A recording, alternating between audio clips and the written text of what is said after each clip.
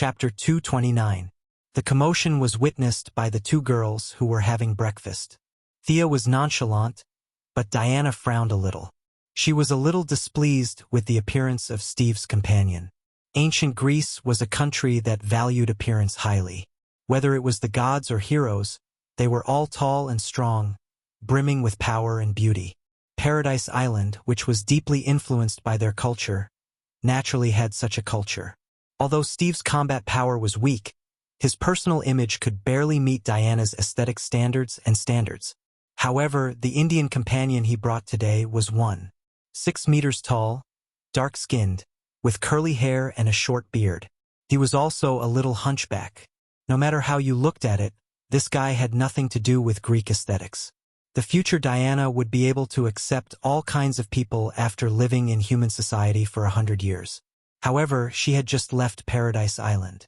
Although she was not the type to judge people by their appearance, she was still a little annoyed when she saw this guy. Would this guy drag down the average appearance of the team? She could not help but feel a little resentment towards Steve. Fortunately, Steve did not come alone. Soon, a good-natured cripple came out from behind him. Thea's eyes flashed slightly. Was Ares going to officially meet Diana? As a person who had disguised himself in human society for many years, Ares knew the human heart very well. He used his identity as a knight to successfully resolve the dilemma of the Indian man. Steve also saw the two women. He quickly walked to them and introduced the lame man behind him. "This is the patriotic gentleman I mentioned to you before, Sir Patrick Morgan, who is very supportive of me. Sir, these two are companions that I met on my journey. They are very righteous friends. This is Diana and this is Artemis." The old cripple Ares disguised himself very well. He did not reveal a trace of his divine power. He was completely an ordinary old man. When he saw the two girls, he took off his hat in a very old-fashioned way. Thea sneered in her heart. Humph! Taking off his hat. She did not dare to shake hands with him. Once they shook hands, there was no point in hiding. Her cold attitude caused Ares to misunderstand and confirm that she was a member of the Amazon. Ares ignored Thea and automatically turned his attention to Diana. Diana did not notice his abnormality. Seeing that Thea did not speak, she did not know what to say as she was new to human society. She just nodded to show her respect. Steve then introduced the two elites he had recruited. One was a short man of Indian descent who claimed to be able to speak many languages, and the other was a white man with puffy eyes and a small round hat. He said that he was a sharpshooter who could never miss a shot. An Indian and a Jew? With the addition of the Native Americans at the front line, the multinational troops were all present. This was very much in line with the spirit of the Americans. Sia glanced at the two of them and did not look at them again. These two guys were actually praising them when they said they were just here for fun. That sharpshooter was even more of a joke. A guy like that would probably not survive more than 3 days on a European battlefield. Their only commendable quality was that they were not afraid of death. Steve probably felt that the two people he recruited were a bit of a failure. He talked about his plan non-stop. Thea thought that the plan was stupid. She and the others would charge in front of the enemy while Sir Cripple, who had the intelligence, would guide them through Steve's fat secretary and wander around blindly. This way, not only could it help Ares keep track of their whereabouts, but it also gave him the satisfaction of being a chess player. Thea sneered. She thought that she was the chess player, but what she did not know was that there were more consciousnesses watching her behind the scenes. In the end, this farce was just a novice trial given to Diana by the gods. However, since she had taken the longbow from the goddess, Thea would not undermine her. She would work hard to be a good bystander. Thus, the plan, which was obviously formed under the influence of Ares's divine power, was passed without the two girls and the helpers saying anything.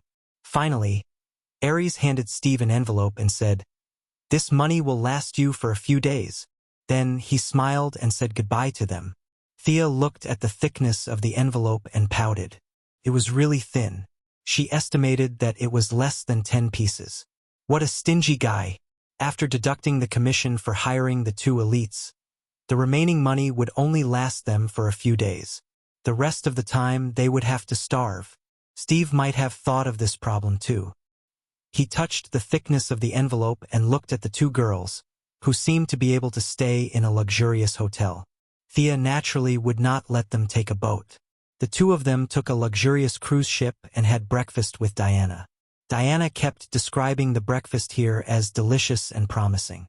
Then, she took Steve and his two elite helpers and boarded a merchant ship that was said to be under the name of the neutral Queen of the Netherlands. In less than half a day, they arrived at the shore of Belgium and successfully found Steve's third helper, the Native American nicknamed Chief. Sia, who did not understand the Native American's language, did not understand why this Native American came to the European battlefield to help the white man fight. Diana was a little interested in the tall and burly chief, but after she threw the burly man 10 meters away with one hand, this interest completely disappeared. The people outside are so weak, Diana complained to Thea, a little distressed. Thea was a little speechless. What do you mean? You can't use me as a standard to measure the people outside. This is a dangerous thought. What if you see the famous Lord Bat in the future and want to test his strength? Won't you punch him to the moon? After this little episode, the chief was still a little angry. For some reason, he competed with Thea and Diana in archery and lasso. The results of the competition were self-evident. The tall and mighty Native American man was now a little evasive when he saw the two girls, especially after he learned from Steve that Thea was a witch. He did not dare to show off his muscles in front of the two girls. The small team had a heated debate about whether to stop the Germans from spreading the poison first or go to the center of the battlefield to find Ares. Thea naturally supported Diana. At the end of the debate, Steve threw out a shocking idea. The German general Rudolf was Ares, and he wanted to launch the poison attack at the same time. What a coincidence! You guys follow me to kill him. Maybe Ares will be dead after that. In Steve's words, Rudolf was the root of all evil in the world. He would feel uncomfortable if he did not eat a few children every day. It was the first time Diana heard such a shocking story. She was furious and decided to go with them to fight the Demon King, Rudolf. Thea was impressed by Steve's ability to lie through his teeth in order to curry favor. Steve also took advantage of the fact that they did not know the truth of the First World War. He made up a story about a general who used all his military power to satisfy his personal ambition and started a world war. His story was full of arguments and evidence. If Sia had not attended history classes, she would have believed him. Chapter 230. Steve breathed a sigh of relief. He also knew that it would be impossible for him to assassinate Rudolf, the leader of the Junker nobles, with the help of these two powerful women. Although he had to sacrifice a little face, it was acceptable for the sake of the country and its people. What Thea did not know was that when the world was completely at peace, Diana came to Steve with a history textbook written by the United States. She wanted him to explain the story he made up. Steve was speechless, and in the end, the two of them broke off all contact. Steve was secretly pleased with himself. He did not know that he would have to pay the price for what he said today. When the team crossed the battlefield and passed by a village, Diana encountered her first choice in life. A woman with unkempt hair and a dirty face held onto Diana with a child in her arms. "Please help me. My house and food are gone. Please help me." Thea looked at the woman with concern. She was suspicious. This middle-aged woman did not seem to be missing an arm or a leg. If she knew that there was a war, why didn't she run away? Why did she hide in the trench with a child? She was too careless. There were at least 80 or 100 people who had passed by her. Why did she grab onto Diana so accurately? Thea could only laugh at such an unusual situation. It was not the early days of the war. Now that the war was almost over, the rear had been stabilized. This woman only needed to run 10 miles to the west and she would be completely safe. However, she pretended to be a quail and hid in the trench at the front line. "We should help her." She said that there is no food in her village. The villagers have become slaves. "This is my duty." This time, Diana did not ask for Thea's opinion. Although it was normal, Thea was still a little sad. The little white flower Diana was finally growing up. Steve did not know that this was Ares's test. He was still sticking to his original plan, which was to pass through the village and go to the next safe place. Why don't you have any sympathy? Diana raised her eyebrows and glared at Steve. She then turned to Thea and said, My sister, you will support me, right? Thea pretended to be hesitant. Diana, the Queen doesn't allow us to participate in the war. Diana's eyes instantly lost their luster. But I won't use my Amazon name to fight. Thea picked up a rifle beside her. I'll fight as a human. I said that I will always support you. Her firm tone almost made Diana jump with joy. She looked at Steve and the others and asked, What about you guys? Steve was still thinking about his dream of saving the country, so he avoided her gaze. Not to mention the other 3 elites. How could they fight for a few £100? You must be joking. Diana untied her hair and let her black hair fall over her shoulders again. She put on Antiope's forehead protector and took off her coat, revealing her shiny golden equipment. She glanced back at them and said, I will save them. Then she jumped out of the trench and ran toward the German position. Thea also pretended to cover her with a rifle. This was different from Paradise Island. The German soldiers were doomed to be wiped out, and anyone could kill them. Even if there were a few captives, would Hippolyte let them leave the island to spread the news? What a joke! But Thea didn't dare to kill anyone on the battlefield. If one of the German soldiers was the father or grandfather of a future big shot and she accidentally killed him, it would be a big deal. But it wouldn't be right not to cater to Diana. She came up with such a seemingly impassioned but blatant way. She wouldn't use her Amazon name, so she wouldn't use her bow.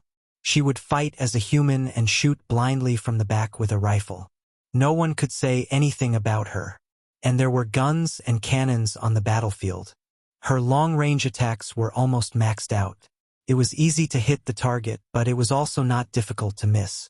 No one would notice if she missed. She would occasionally shoot at the dead people on the ground.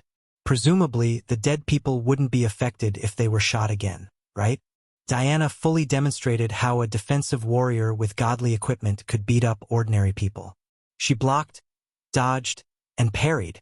When bullets came, she blocked them with her arm protector. When shells came, she found an angle with her shield to block them. The Germans were not to be trifled with. Several machine gunners roared and fired bullet chains at her.